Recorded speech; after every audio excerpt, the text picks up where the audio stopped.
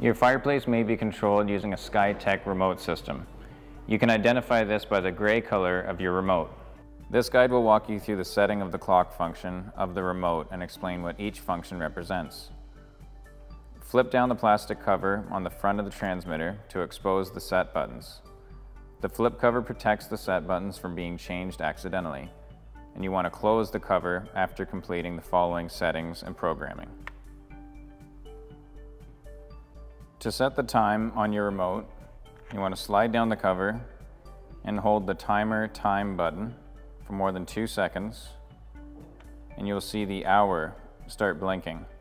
You can use the up arrow to set the hour from AM to PM, or you can use the down button to set the hour from AM to PM.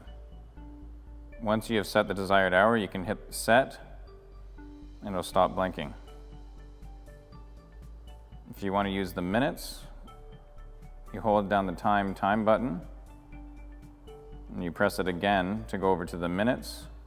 And you can use the up button to select the desired minutes, or the down button.